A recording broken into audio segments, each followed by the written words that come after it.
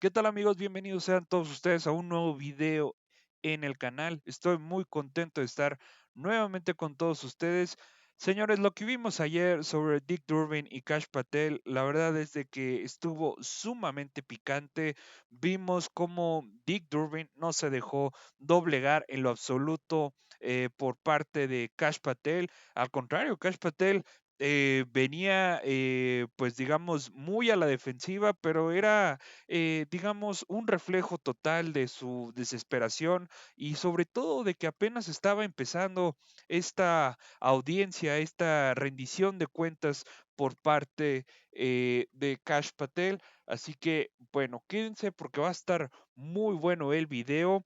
Lindsey Graham le hace cuestionamientos muy duros a Kash Patel y eso que Lindsey Graham es un senador republicano. Así que, bueno, está todo partido, se pudrió todo, así que bueno, adelante con las imágenes. I have to respond to this business about you not treating employees properly because I served under the previous administration when Democrats willingly turned a blind eye to Biden administration retaliation against my whistleblowers. They didn't get due process when their careers and lives were upended. I'm talking about people like Dina Perkins, Jeffrey Veltri, Timothy Dunnan were removed from their positions. Several whistleblowers were reported that they targeted FBI employees for their political beliefs by suspending and revoking security clearances. One FBI whistleblower said that Perkins, Vetri, Dunnan, and other FBI leaderships were, quote, responsible for what happened to me and my family, ensuring that they no longer work at the FBI isn't retribution, it's responsible leadership.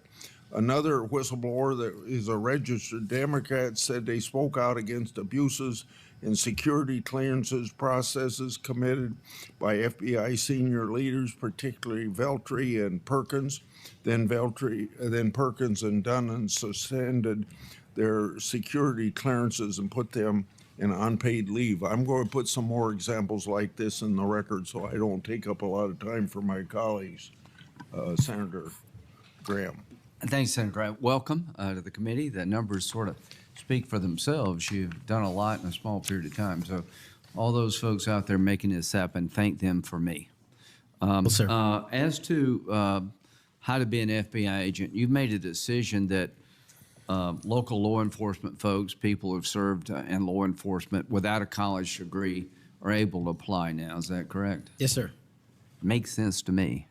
So experience out in the field might be as valuable as a college degree, believe it or not. Venezuela. We're blowing boats out of the water in the Caribbean because they're connected to international narco-terrorist groups. Is that correct? Yes, that mission is being led by the Department of Defense, sir. Okay. What legal authority do we have to do that? Sir, I would defer the questions on legal authority to the Attorney General and the Department. Fair enough. Do you believe that Maduro runs a narco-terrorism state in Venezuela based on? I believe based on the intelligence and prosecutions and investigations we are currently running, a large portion of the cocaine that exits out of South America, its origination point is in Venezuela, and using transshipment points through Haiti, they're using the navigable waterways in the Caribbean to the end state delivery, which is the United States of America, and we will hunt down every single one of those narco traffickers with the authorities. There's some actual indictments of Maduro as an individual for being involved in that. Is that correct?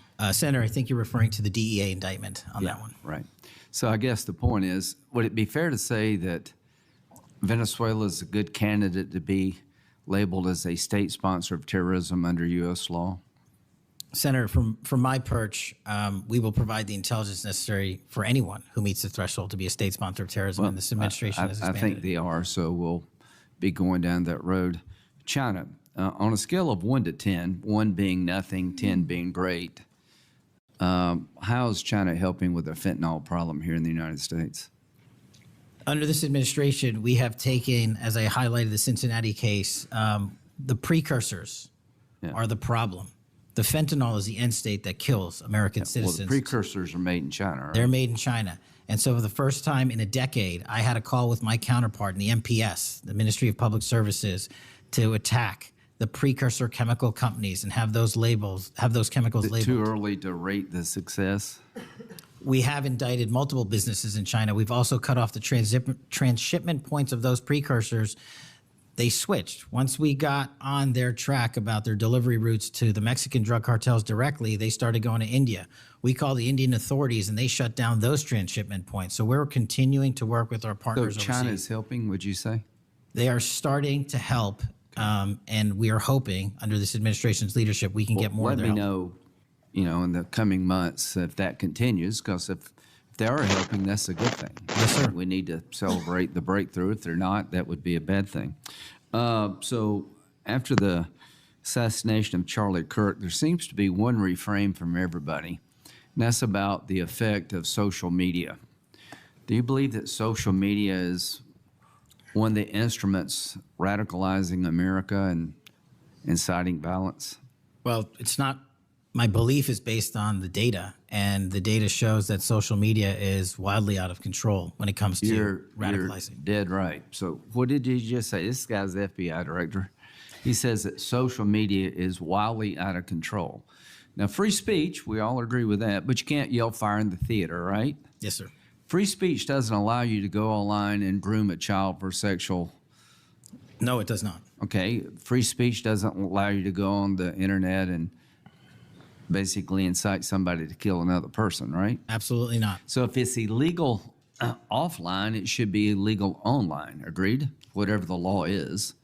Yes, sir. Just because you're online doesn't give you a get out of jail free card. No, sir. So if a parent is worried about a child being bullied on a website, what rights do they have under U.S. law?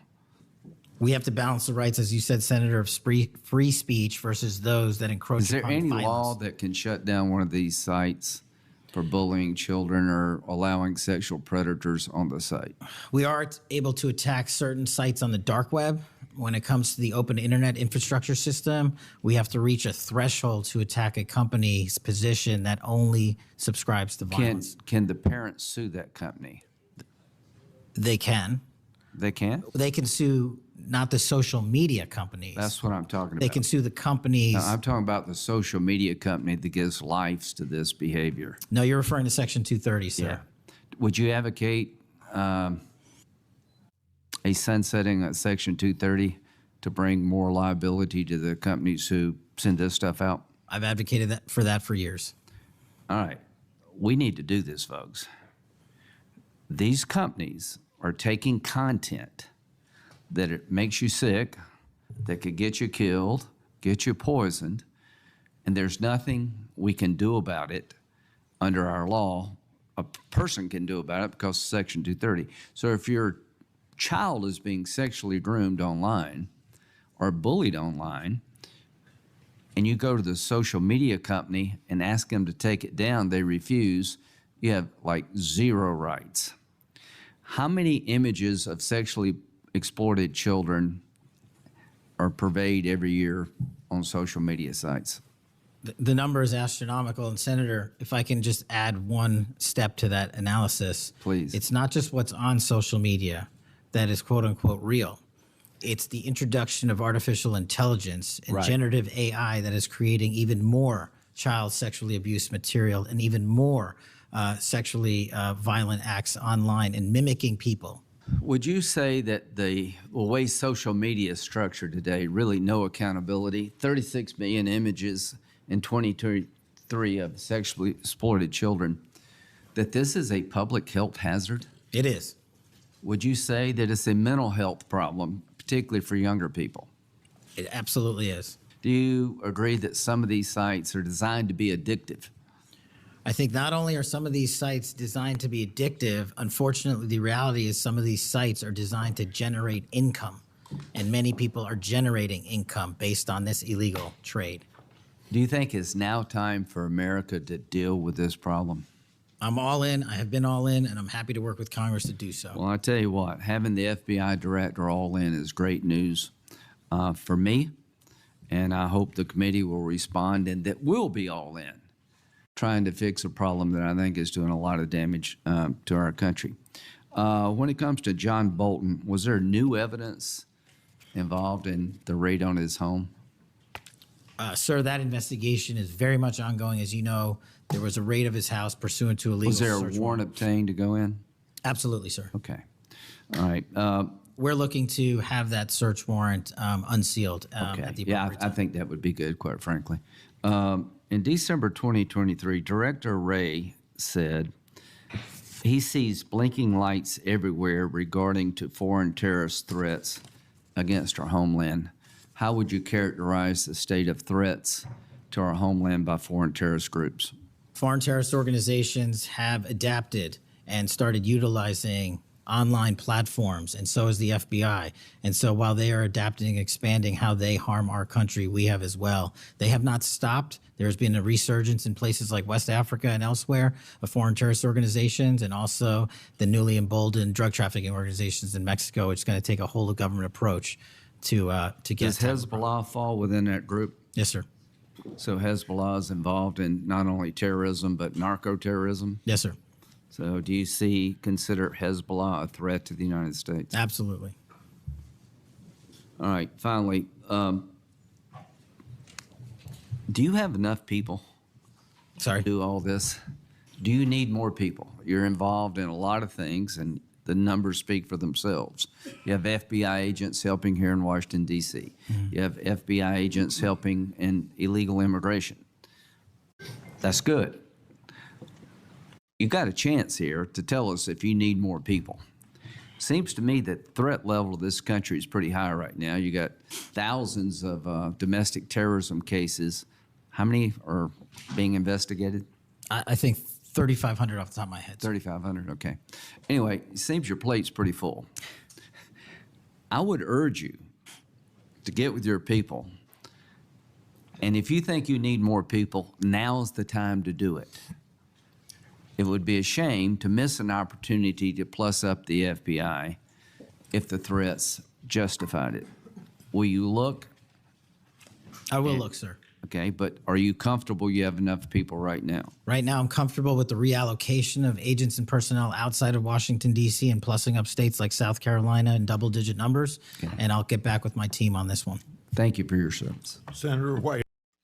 Bien, señores, lo que acabamos de ver, pues fue una intervención, bueno, no es de mi total agrado, Lindsey Graham, sinceramente, y para ser honesto, creo que fue una intervención bastante interesante, porque en varios temas, obviamente, él solamente está cuestionando, ¿verdad? Pero parte de las declaraciones de Kash Patel, la verdad es que son también interesantes, pero también algo es como, estamos viendo algo de propaganda y estadounidense y de la clásica, la verdad, o sea, es increíble también cómo entre Lindsey Graham y Kash Patel, pues están hablando sobre narcoterrorismo, sobre grupos criminales, sobre el tema de Venezuela, de Nicolás Maduro, de los cárteles mexicanos, Hezbollah, China, y realmente creo que si no olvidé alguno, creo que dije